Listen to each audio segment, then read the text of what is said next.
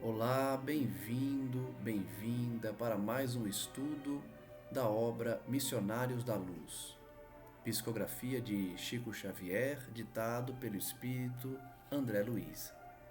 Estamos no nosso estudo de número 42, analisando o capítulo 16, chamado Incorporação.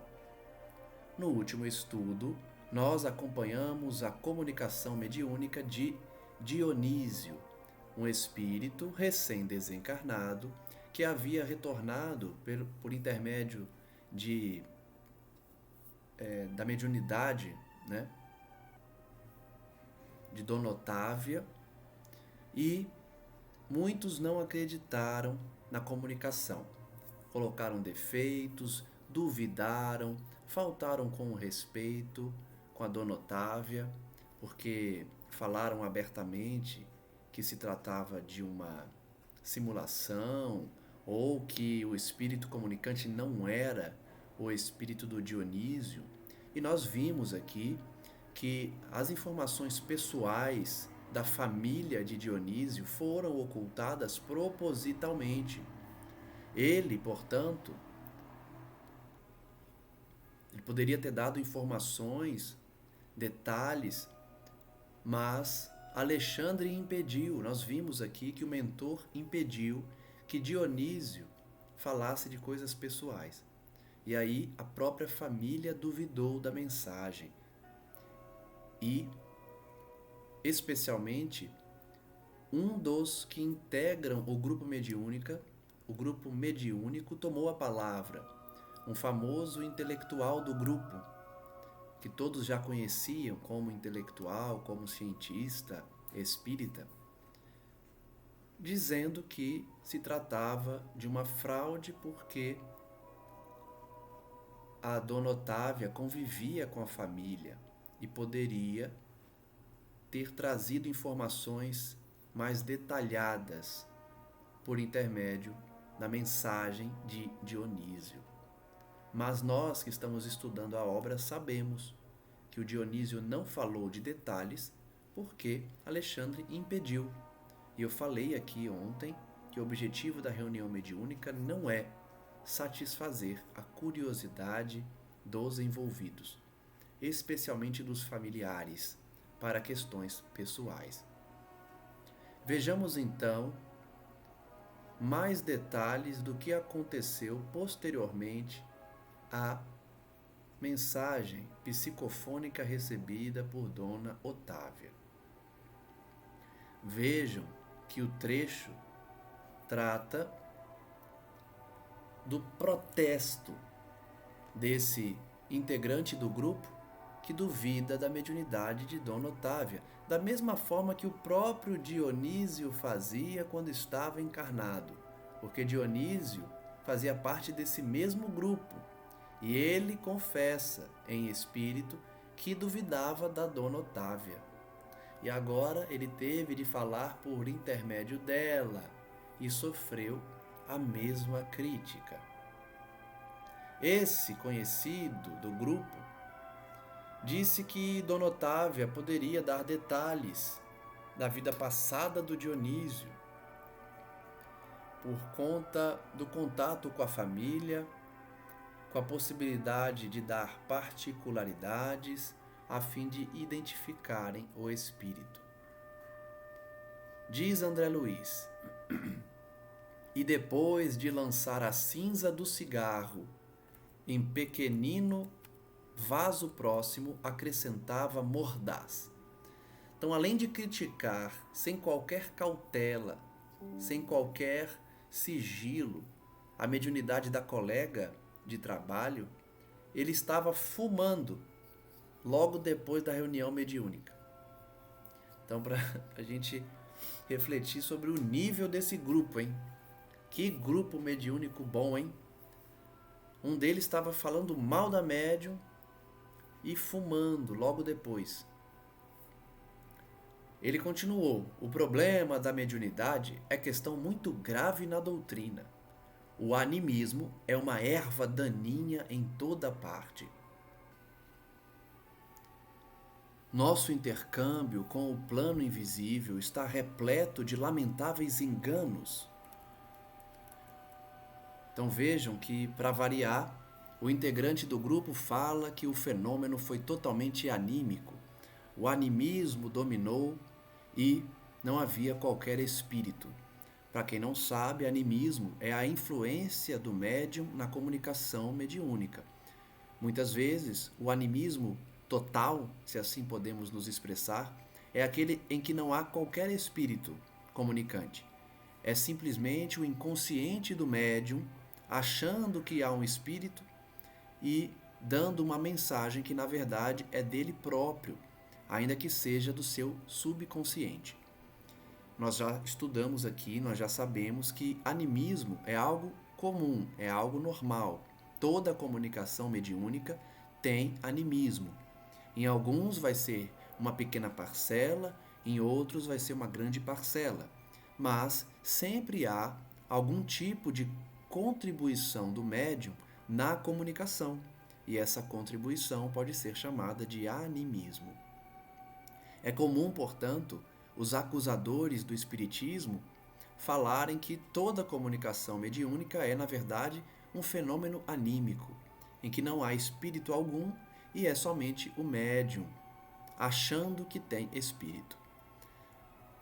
Vale ressaltar ainda que a diferença de animismo para a falsidade na comunicação mediúnica é que, na falsidade, o médium sabe que não tem espírito algum e finge. Então é a chamada mistificação. O animismo, o médium tem sinceridade de sentimento, ele realmente quer servir de instrumento para a espiritualidade. Porém, como ele é um médium despreparado, ainda em processo de educação da sua mediunidade, pode acontecer que o fenômeno seja totalmente anímico, inexistindo qualquer espírito. Mas grande parte das comunicações são oriundas de fato pela interferência dos espíritos, pela contribuição deles. E aí o animismo estará presente sempre, mas quanto mais educado o médium, menos animismo na sua comunicação, menos interferência dele na comunicação. O intelectual, portanto, acusava Dona Otávia de não ter realizado qualquer comunicação do Dionísio, sendo o fenômeno puramente anímico. Um dos rapazes presentes então arregalou os olhos e perguntou: considera, porém, o senhor que Dona Otávia seria capaz de nos enganar? Certamente ele vai dar a diferença aí, né, da mistificação para o animismo. A mistificação, o médium tem realmente intenção de enganar. No animismo, ele acha que está comunicando um espírito. A resposta, portanto, daquele integrante foi nesse sentido. Ele diz: não, conscientemente não. Disse ele com um sorriso superior. Um sorriso clássico dos que se acham melhores que os outros, né? Entretanto, inconscientemente, sim. Então ele acusa a Dona Otávia de, sem querer querendo, ela acabou dando uma comunicação totalmente anímica.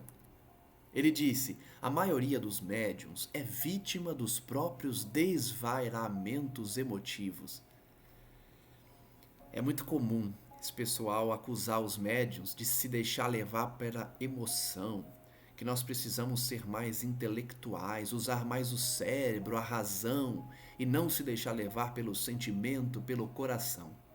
Nós já estudamos, inclusive, nessa obra, que o conselho de Alexandre é o contrário. Trabalhem, médiuns, o coração primeiro, o sentimento. Logicamente que não é para se deixar levar pelo sentimento e aceitar todas as comunicações, todas as mensagens. A filtragem da mensagem ela é importante, Kardec ensinou isso, inclusive eu já falei isso, né? É importante filtrar, selecionar, apurar se a origem da mensagem é de fato de um espírito elevado ou de um espírito rasteiro, mediano. Fazer essa análise é essencial. Porém, o que nós não podemos fazer é levar ao extremo de começar a fazer um verdadeiro interrogatório ao espírito e ao médium. Porque isso causa desconforto, isso causa desarmonia ao grupo. O objetivo da comunicação mediúnica é trazer consolação, auxílio. Então, para quê? Qual o objetivo de se fazer 1000 perguntas a fim de dar legitimidade plena a todas as comunicações? O importante é o conteúdo da mensagem. Então, esse intelectual continua dizendo que é tudo fruto de animismo, que a Dona Otávia se deixou levar pela emoção, pelo sentimento. Ele diz: as personalidades comunicantes, em sentido comum, representam criações mentais dos sensitivos. Criações mentais. Ele é quase um cético, né? Ele é espírita, mas é quase um cético. Duvida das comunicações. É tudo fruto da imaginação, criações mentais dos médiuns. E diz: tenho estudado pacientemente o assunto para não cair, como acontece a muita gente, em conclusões fantásticas. Eles sempre estudam muito, né? São muito estudiosos e com isso se sentem superiores aos outros. Impossível de ser enganados. E aí tem essa postura vaidosa do intelectualismo exacerbado. Exacerbado. Ele diz: há que fugir do ridículo, meus amigos. Sendo que ele não consegue enxergar o ridículo que é também criticar um médium logo após a sua comunicação, expondo ele dessa forma. Continuando a sorrir sarcástico, acentuava triunfante: as imersões do subconsciente nas hipnoses profundas conseguem desnortear os mais valentes indagadores.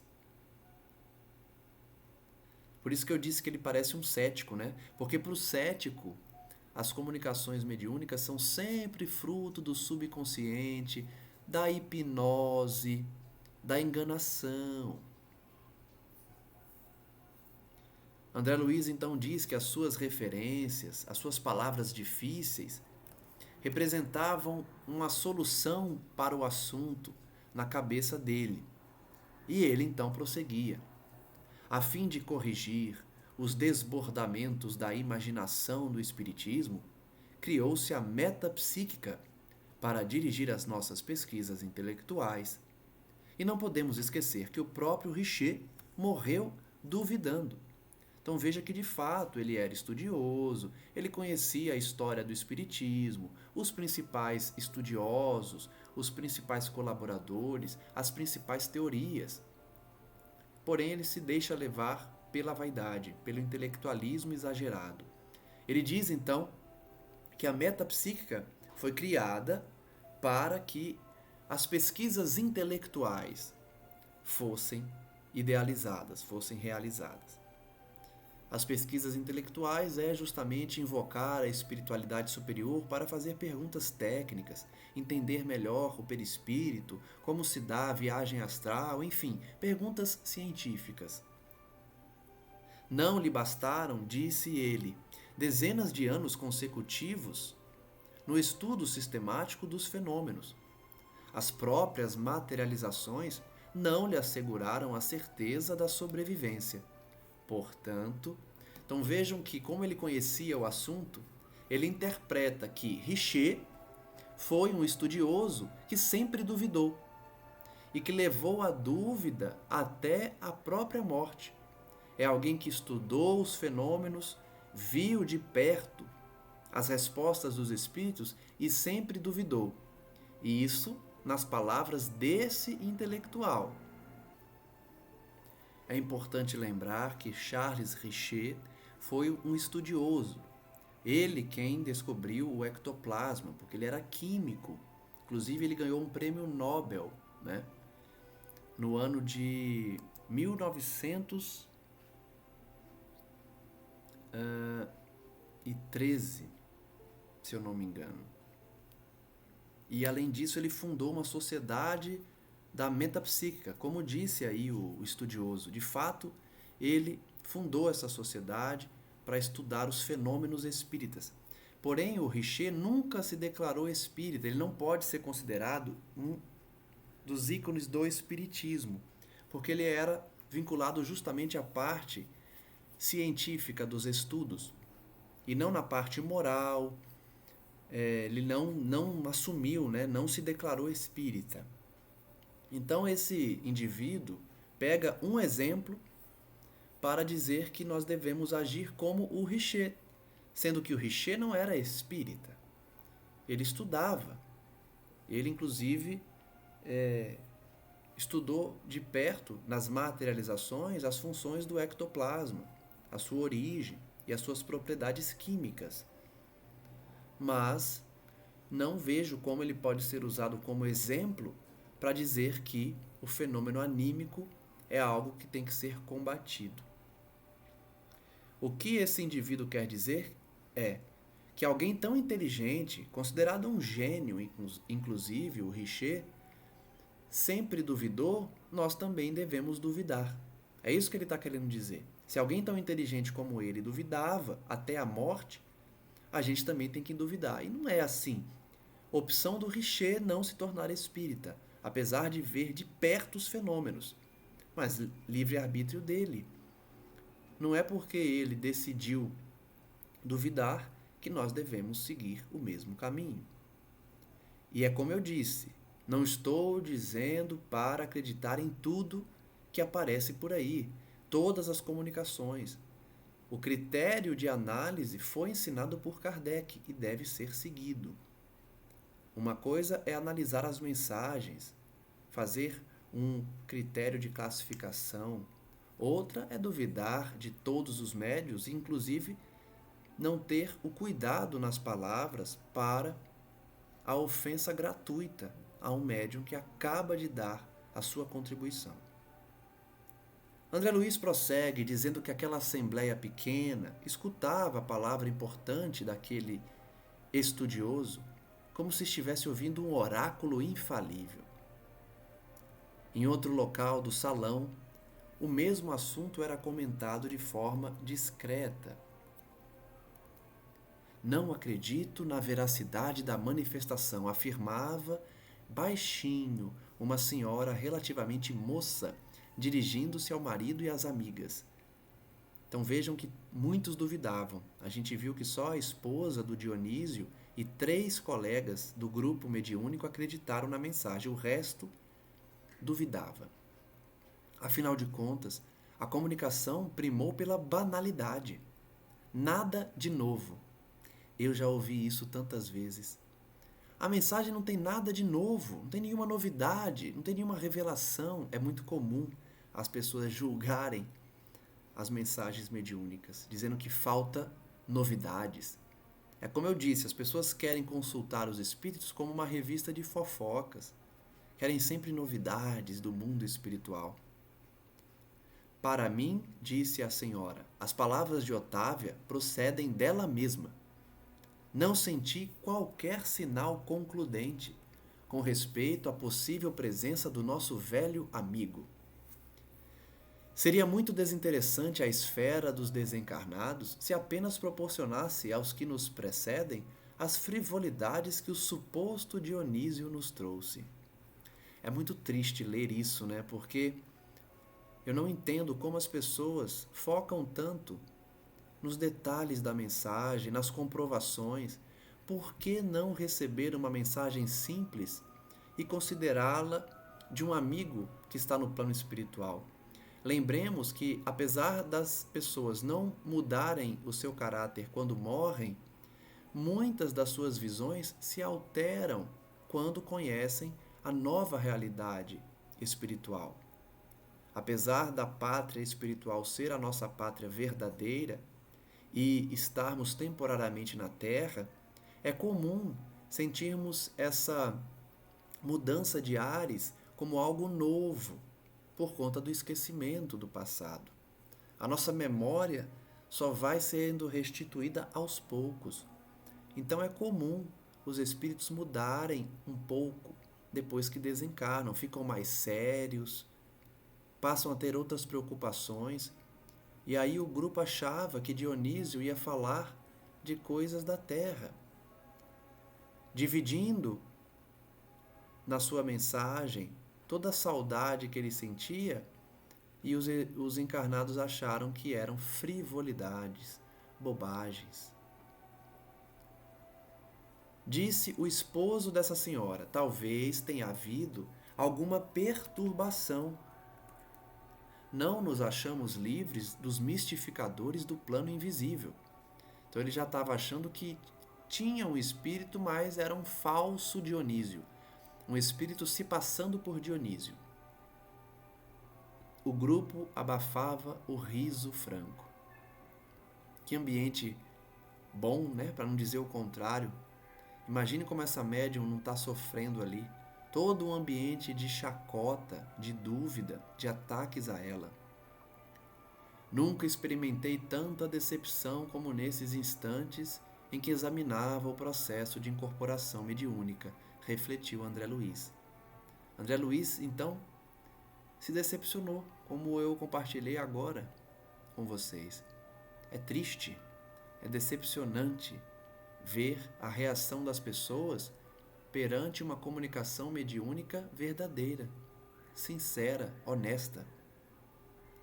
Ninguém ali ponderava as dificuldades com que Euclides, o bom cooperador espiritual, fora defrontado para trazer à casa o conforto daquela noite.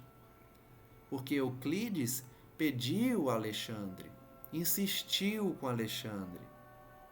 A primeira resposta de Alexandre foi: não acho bom, não acho recomendável. Euclides então insistiu. Então teve todo um trabalho, um esforço da espiritualidade, e ninguém na Terra valorizava o esforço de Euclides. Ninguém ponderava sobre a luta que o acontecimento representava para a própria Dona Otávia, interessada em servir com amor na causa do bem. Lembremos que Dona Otávia tem um casamento infeliz. O Leonardo, seu esposo, é alguém bruto, um tirano doméstico, que ataca a própria esposa, a trata mal, a impede de trabalhar no bem. Então se coloquem no lugar de Dona Otávia, passando por dificuldades no casamento, sofrendo, chorando, chega no centro espírita e recebe novos ataques. Eu já deixei de frequentar uma casa por conta disso. Eu chegava estressado do trabalho, cansado de alguns ataques dos colegas de trabalho e queria ter paz no centro espírita. Queria praticar os trabalhos sociais para me sentir renovado. E algumas vezes recebi também ataques gratuitos de pessoas desequilibradas. E isso me trouxe tristeza, a ponto de eu procurar outra casa. Então imaginem Dona Otávia, depois de passar por tantos problemas em casa, ter que enfrentar também, junto daqueles que deviam ser o seu porto seguro de amizade, de compreensão, de estímulo para o bem, e também receber ataques gratuitos. isso desestimula qualquer pessoa. O médium sente vontade de abandonar os trabalhos. Por isso a importância de encontrar um grupo em que nos sintonizemos, em que estejamos de corpo e alma dedicados ao trabalho e nos sintamos bem, acolhidos, em família mesmo. Então ninguém pensava na Dona Otávia, dedicada sinceramente ao bem. Aqueles encarnados, o grupo mediúnico em que Dona Otávia integrava, se sentiam verdadeiros credores de tudo, só sabiam cobrar, exigir, não sabiam agradecer a oportunidade, a bênção de ouvir por 40 minutos um espírito amigo que havia convivido com aquele mesmo grupo meses antes. André Luiz diz: os benfeitores espirituais, apreciando os presentes ali, não passariam de meros servidores dos seus caprichos. É por isso que eu disse que a espiritualidade não é um serviço de atendimento ao encarnado, né? Um telefone que a gente liga e faz exigências, manda fazer serviços para nós. Os benfeitores espirituais, para essas pessoas, seriam servos, servidores, para atender seus caprichos. Por isso que eu disse ontem, muita gente acha que a reunião mediúnica é um jantar, que você pega o menu e escolhe o prato. Hoje eu quero aprender sobre reencarnação. Chama um espírito aí para falar sobre reencarnação. Hoje eu quero ouvir o ex-marido da dona fulana, que desencarnou, quero saber de novidades, quero saber o que ele tem a dizer sobre a herança que ele deixou. Não é comércio, não é revista de fofoca, não é serviço de atendimento ao encarnado. Os espíritos não são nossos empregados, nossos funcionários. Por isso nós temos que ter um sentimento de gratidão, de agradecimento mesmo, por eles disponibilizarem o seu tempo, a sua dedicação, a sua doação, para proporcionar momentos de contato com o mundo espiritual. Só o fato de receber uma mensagem do plano que nós não enxergamos, por conta da nossa inferioridade, já é uma bênção, já é uma oportunidade que mais de 90% da sociedade não tem. Por isso que eu sempre digo que compor um grupo mediúnico é uma função sagrada, que tem que ser valorizada, respeitada. A pessoa tem que se dedicar, porque esse trabalho ele é para poucos. Poucas pessoas têm a oportunidade de entrar em contato com o mundo espiritual de maneira equilibrada. E especialmente de maneira bem assessorada. Porque muitos até entram em contato com o mundo espiritual, mas sem qualquer preparo, sem qualquer proteção, passando mal, recebendo vibrações negativas, inferiores de espíritos galhofeiros, zombeteiros. Então, fazer parte de um grupo em que há toda uma coordenação espiritual elevada é algo muito importante e que deve ser valorizado. Os espíritos não são nossos servidores, voltando do além-túmulo para atender ao gosto das novidades. Com raríssimas exceções, ninguém pensou em consolo, edificação, aproveitamento da experiência. Por isso que eu disse, a postura é agradecer. Obrigado por trazerem Dionísio. Ele falou por 40 minutos. Por uma médium incansável. Então faltou tudo para aquele grupo que só fazia exigências. Em vez de agradecimento, da observação edificante, cultivava-se desconfiança e maledicência. os dois maiores males para os grupos mediúnicos nas casas espíritas: desconfiança e maledicência. Esses dois sentimentos destroem grupos inteiros. É por isso que Joana de Ângeles vai dizer que leva, acho que 12 anos que ela fala, né? Não sei se é 12 ou 20 anos, para um grupo mediúnico ter a confiança do mundo espiritual, para poder ser considerado um grupo mediúnico eficaz. Acho que são 10 anos. Você vê como é bom a minha memória, né? Falei 12, falei 20, agora estou falando 10. Mas se eu não me engano, são 10 anos para que a espiritualidade comece a ter confiança num grupo mediúnico. Então o grupo tem que estar conciso, dedicado, vinculado a atitudes no bem. Eu me recordo que eu disse, acho que ontem, que eu considero imprescindível um grupo mediúnico fazer trabalhos sociais. Porque no trabalho social você se coloca no lugar do outro, você amolece seu coração, deixa ele mais propício a compreender o sofredor. Isso ajuda muito no grupo mediúnico, para receber espíritos sofredores, para se colocar no lugar dele. Não tratá-lo como um demônio que precisa ser expulso para o inferno, como se faz nas práticas religiosas de expulsão, né? E sim como um irmão em sofrimento, alguém equivocado que já viveu na terra e agora precisa de orientação. Então o trabalho social de auxílio ao sofredor é imprescindível para um grupo mediúnico ganhar experiência, se unir ainda mais e trazer esse sentimento no coração para valorizar as mensagens dos espíritos.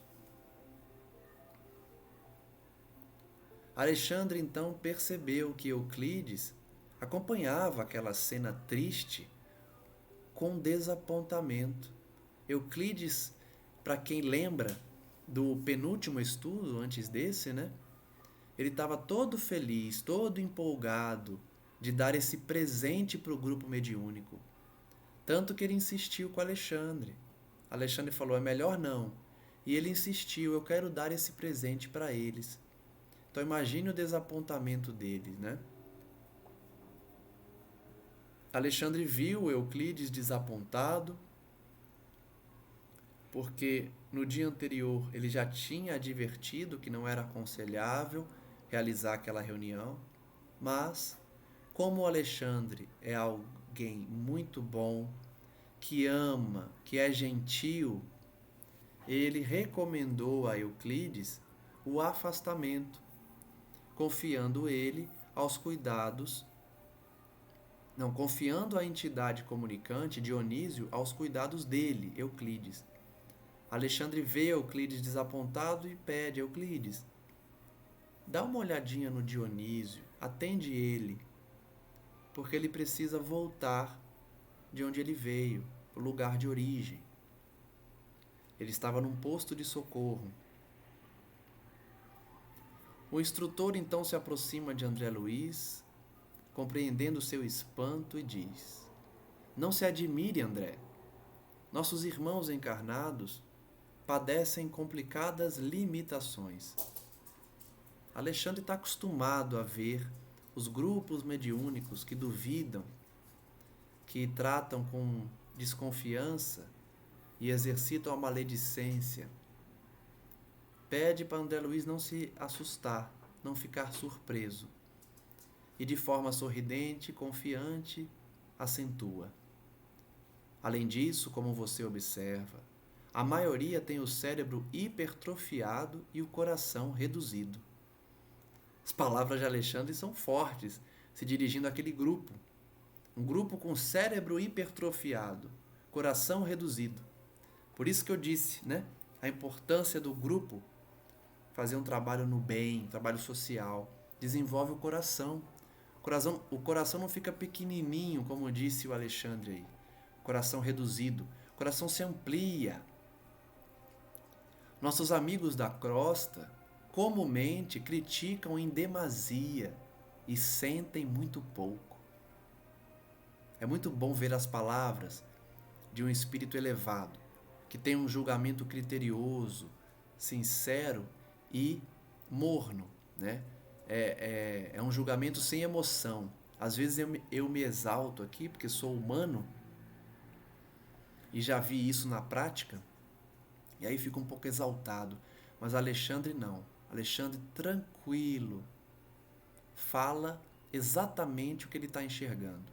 Um grupo com cérebro hipertrofiado, coração pequeno, que critica demais e sente de menos.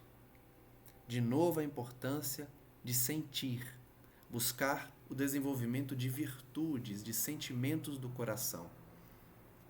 Ele diz ainda mais: esse grupo estima a compreensão alheia, porém, raramente se dispõe a compreender os outros. É característica básica de espírito mediano para inferior, né? Quer sempre ser compreendido, mas não compreende os outros. Quando comete uma falta, quer ser logo perdoado, mas se alguém comete uma falta contra ele, condena com a maior pena possível. Isso é característica da maioria dos encarnados. Para os próprios problemas, para as próprias limitações, um sentimento de calma, um sentimento de aceitação, sem julgamento, mas para os problemas e limitações dos outros, nenhuma espécie de compreensão, de empatia.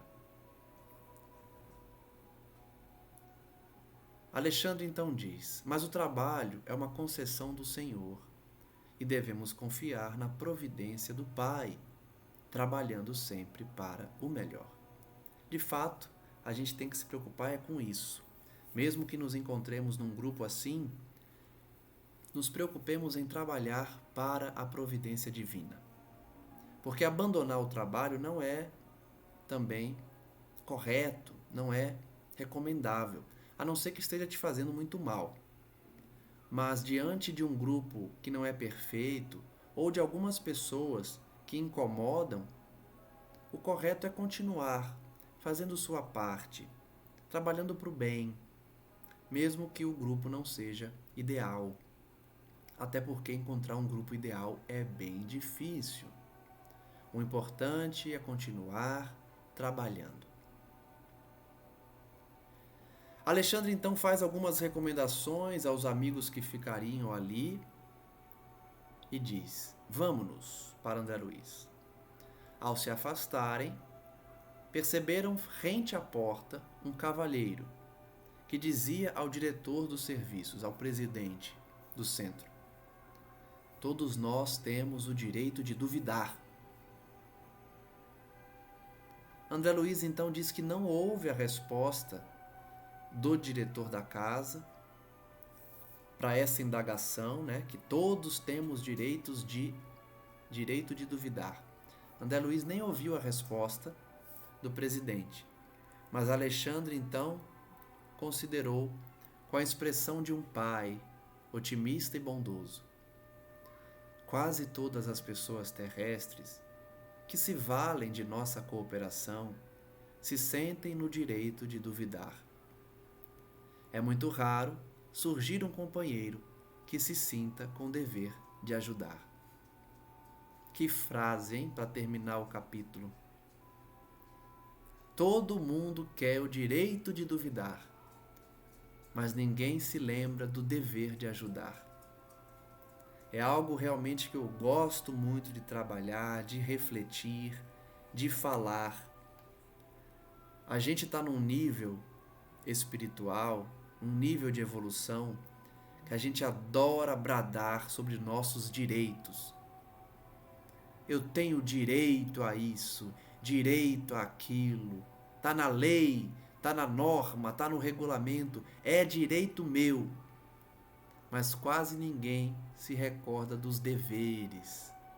A gente só quer exigir direitos, Mas e os deveres? A gente está cumprindo? Então a pessoa que não trabalha porque tem preguiça ou não quer contribuir com a sociedade, ela só faz exigências. O governo tem que me sustentar. O governo tem que me dar um auxílio todo mês. Os meus parentes têm que me sustentar. Só direitos. E os seus deveres de cidadão? E seus deveres de filho? E seu dever de encarnado? Está cumprindo? Então é muito comum exigirmos direitos e esquecermos dos deveres. Essa frase é perfeita para encerrar esse capítulo e mostrar a realidade de muitas casas espíritas. Vejamos agora, nessa parte final do estudo de hoje, o capítulo 17, chamado Doutrinação. André Luiz diz que terminavam os trabalhos de uma das reuniões comuns de estudos evangélicos quando uma entidade muito simpática se aproximou deles, cumprimentando Alexandre, que respondeu com alegria. Então ele estava num grupo de estudo do Evangelho e uma entidade simpática se aproximou. Tratava-se de uma mãe afetuosa que expôs, sem rebuços, as preocupações dolorosas que lhe assaltavam o espírito. Percebem que a todo momento espíritos buscam Alexandre pedindo ajuda? Já é o terceiro ou quarto que chega para Alexandre e faz um pedido. Então vejam que a função de Alexandre no plano espiritual deve ser realmente de um secretário para as problemáticas dos espíritos, né? Ou alguém que todos já conhecem como um auxiliar, alguém caridoso. Porque a todo momento buscam Alexandre, expondo problemas que afligem seus corações.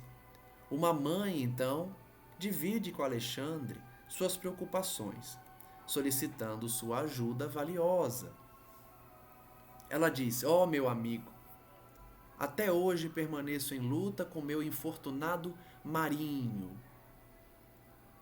Não obstante meus esforços, o pobrezinho continua prisioneiro dos poderes sombrios. Vamos ver então qual o problema do Marinho. A princípio ele está envolvido com obsessores. Entretanto, esperançada agora em sua possível renovação, venho pedir-lhe a cooperação no serviço de auxílio à sua alma infeliz. Pergunta então Alexandre: uma nova doutrinação? Então vejam que esse espírito de Marinho já foi doutrinado antes e agora Alexandre pergunta se é uma nova doutrinação. Se é uma nova, já teve uma antiga. Sim, disse a mãe angustiada, enxugando seus olhos. Já recorri a diversos amigos que colaboram na oficina de trabalhos espirituais, onde conheço a sua atuação de orientador, e todos se prontificaram a prestar-me concurso fraterno. Então vejam que essa frase dela revela que Alexandre tem os seus grupos de orientação. Nós já vimos aqui na obra que ele preside vários cursos. Né? Ele é professor, ele é instrutor. E ela já havia solicitado ajuda a todos que se prontificaram a ajudar. Agora ela se dirigia a Alexandre. Alexandre então pergunta: a senhora nota em Marinho sinais evidentes de transformação interior? Vejam que é um requisito para a doutrinação. Já teve uma doutrinação, vai ter uma nova, e Alexandre pergunta: tem sinais de transformação? Porque senão não adianta, né? Não adianta tentar uma nova doutrinação se o espírito não apresenta sinais de que se transformou. Ela respondeu que sim, com a cabeça, e disse: há mais de 10 anos procuro dissuadi-lo do mau caminho. Deve ser a mãe dele, né? Só mãe para ficar 10 anos ali junto de um espírito no erro. É uma mãe que busca há mais de 10 anos afastar ele do mau caminho, influenciando de maneira indireta. Por mais de uma vez, já o conduzia a situações de esclarecimento e iluminação, sem resultado, como é de seu conhecimento. Aqui vale uma reflexão. Lembre-se que eu falei que nós passamos por uma situação na obra em que foi levantada a questão de espíritos que reclamam não receber ajuda. O espírito erra aqui na Terra, faz decisões equivocadas, se entrega ao erro ou ao mal, e aí quando desencarna, fala: mas também ninguém me ajudou, mas eu não tive uma mãe, eu não tive um pai, eu não tive ninguém para me orientar. E aí nós refletimos, porque foi dito na obra, que toda pessoa recebe algum tipo de ajuda ou de orientação durante a sua encarnação. Todos. Do ladrão de galinha para o traficante da favela. Todos recebem, em algum momento da vida, um exemplo de bondade, uma orientação para o bem, uma inspiração para abandonar a vida de erros e decidem continuar no mal. Todos. Isso é regra. Deus não abandona ninguém e dá oportunidades de crescimento para todo mundo. O nosso livre-arbítrio é que define o nosso destino. Inclusive, esse foi o tema da última página de Emmanuel disponibilizada no canal, intitulado Ante o Livre-Arbítrio. Então vejam que nesse caso aqui do livro de Marinho, a mãe tem mais de 10 anos insistido para ele abandonar o caminho do erro. E ela conduziu ele para situações de esclarecimento e iluminação. Então os espíritos nos ajudam. Se a gente está num caminho de erro, a gente acordou e aí a gente está com influência negativa de pessoas encarnadas ou de espíritos desencarnados e decidimos virar criminosos. Não, eu vou para o crime. Eu não tenho oportunidade, a sociedade me abandonou, o Estado não me dá o que eu preciso, eu vou para o crime. Espíritos que amam esse indivíduo vai inspirá-lo, vai levá-lo para alguém, ainda que de forma indireta, para que ele abandone essa ideia. Veja que essa mãe conduziu esse espírito para situações de esclarecimento. Então, às vezes, ele está passando por uma igreja evangélica que está tendo um culto, e aí o espírito protetor, ou a mãe, ou alguém que o ama, sopra no ouvido, entra ali na igreja, ouve um pouco a palavra. Sempre tem algum tipo de inspiração, de conduzimento, como ela diz aí, para o esclarecimento e a iluminação. Mas Deus respeita a maior dádiva que Ele nos deu, que é o livre-arbítrio. A segunda maior dádiva, né? Porque a primeira é a vida. A segunda é o livre-arbítrio. Ele respeita, é da lei. Então, se a gente quer insistir no mal, Ele respeita essa decisão. Ele não vai impedir. Mas Ele coloca espíritos que nos orientem, que nos inspirem, que nos levem a lugares, ou então que nos leva a clicar num vídeo no YouTube, por exemplo, para ouvir essas palavras, para ouvir um estudo, para ouvir uma prece. Sugere um vídeo na internet, até mesmo uma placa na rua, enfim. Alguma situação de esclarecimento e iluminação todos recebemos. Mas ela não teve resultados. E Alexandre sabia disso. Agora, porém, observo-lhe as disposições algo modificadas. Então levou 10 anos para o espírito começar a pensar: estou ficando cansado dessa vida de erro. Ela nem falou aqui o que o Marinho faz, em que erro ele está mergulhado. Ela só disse que ele está envolvido em sombras. E há 10 anos ela tenta ajudar. Depois de 10 anos, ela conseguiu observar uma pequena modificação no seu pensamento. Ele deve estar se cansando do mal, porque o mal cansa. De todos os espíritos que eu conversei dedicados ao mal, não tem um que eu não perguntei se estava cansado e ele disse: estou esgotado. Perseguir cansa.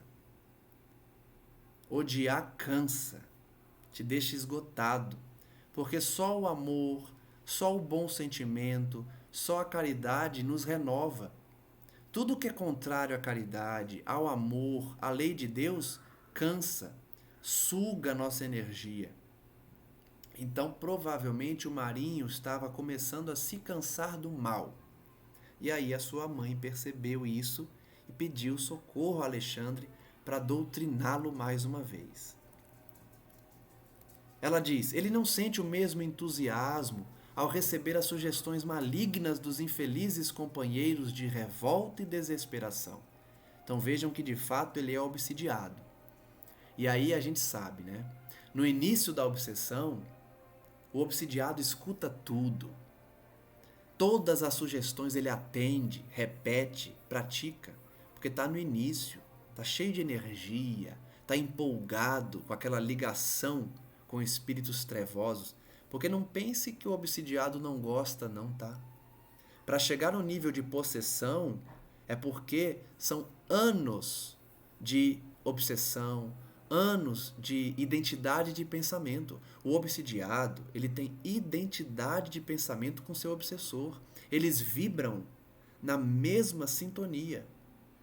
Então, no início da obsessão, o encarnado está se sentindo bem, cheio de energia. É uma energia negativa, mas é presente ali. E aos poucos vai cansando ele, vai sugando. Principalmente se o obsessor odeia. É diferente quando o obsessor é um companheiro, né? Que aí os dois caem nos mesmos erros e se autoalimentam, né? Alimentam uns aos outros. Quando a obsessão é por ódio, aí o cansaço é mais rápido, porque o obsessor odeia e por isso coloca ele em situações, né, o obsidiado, em situações terríveis. Então, o Marinho aqui da obra não ouve mais as sugestões com o mesmo entusiasmo, porque ele já deve ter ouvido tantas vezes as sugestões para fazer o mal, que ele já sabe o resultado, ele já sabe qual o sentimento que ele tem quando pratica o mal, e aí não está mais trazendo completude para ele. Porque a completude para quem pratica o mal e gosta do mal é um sentimento que a gente pode até chamar um sentimento bom. Bom para ele no sentido de prazer, mas não bom no sentido de bondade, né? Ele se sente bem ao fazer o mal quando é um espírito trevoso. Mas esse sentimento não vem da bondade, vem de um prazer rasteiro, sombrio. É um prazer que a gente tem que abandonar, né? O nosso esforço, inclusive, é de abandonar esses prazeres sombrios. Mas, depois de longos anos praticando o mal, ele não tem mais esses prazeres, esses sentimentos. Ela diz, sente inexprimível tédio na posição de desequilíbrio. É curioso porque a grande maioria dos desencarnados que vem para a doutrinação ou a dialogação, como alguns gostam de chamar, eles vêm depois que eles estão nesse momento, entediados, cansados. É por isso que quando o dialogador começa a conversar com o espírito, sempre vem a sugestão de perguntar: você não está cansado? É uma coisa que eu sempre fiz, né? Eu trabalhei dialogando com espíritos em reunião mediúnica, com espíritos perseguidores, rasteiros, trevosos, e sempre me vem a intuição de perguntar: você não está cansado, meu irmão? Você não está cansado dessa vida? É cansativa, não é? E eles falam: é cansativo. Então eles sempre vêm nesse momento, estão entediados, estão cansados. A mãe dele então diz: tenho tido a satisfação de conduzi-lo à prece solitária. embora sem conseguir furtá-lo ao fundo de rebeldia. Então, logicamente, ele ainda não está libertado do sentimento ruim, mas ela pelo menos está conseguindo levar ele para uma oração. Ainda que no fundo ele traga revolta, pelo menos ele está buscando a oração. Isso já é um início, isso já é algo positivo que vai se transformar numa conversão no futuro. Então, na terça-feira, nós vamos continuar essa história do Marinho e de sua mãe para ver como o Alexandre vai doutriná-lo, como vai dialogar com ele para extrair ele desse local de sombras para ser finalmente resgatado. Agradeço a todos que acompanham nossos estudos e peço à espiritualidade amiga nesse momento que abençoe a cada um que nos escuta. Seja encarnado, seja desencarnado, seja aquele que está nos pensamentos dos ouvintes, dos telespectadores, dos que nos observam e compartilham dos conhecimentos das obras de André Luiz. Que todos eles recebam essa paz, esse sentimento de fraternidade, de gratidão a Deus, de aprendizado, para que pouco a pouco nós possamos trabalhar essa bagagem que precisamos levar ao mundo espiritual após a morte.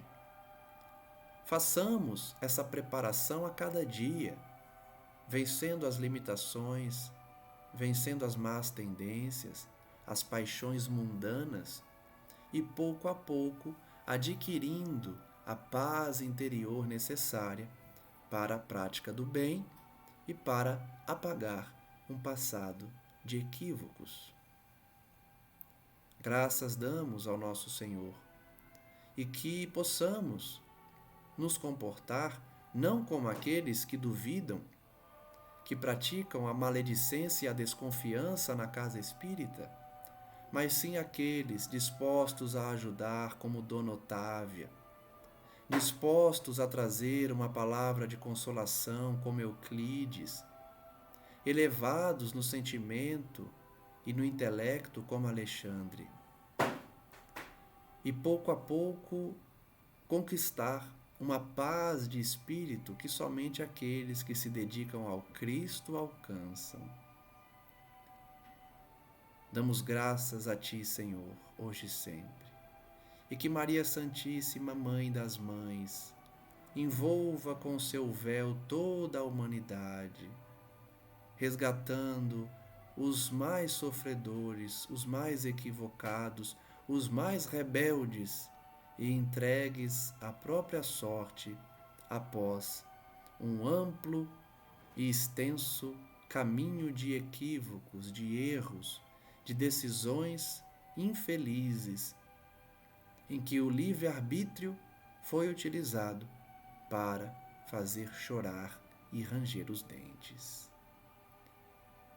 Que Nossa Senhora nos resgate das nossas fraquezas, das nossas falhas, e que possamos, como ela, vencer as tentações, no sentido figurado de pisar na cabeça da serpente, como muitas vezes ela é retratada, demonstrando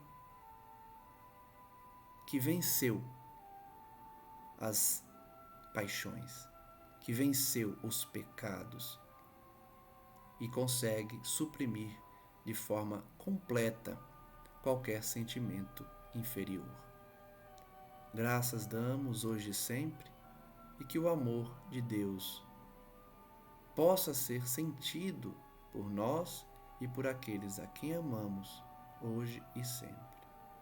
Que assim seja, graças a Deus, e até o próximo estudo.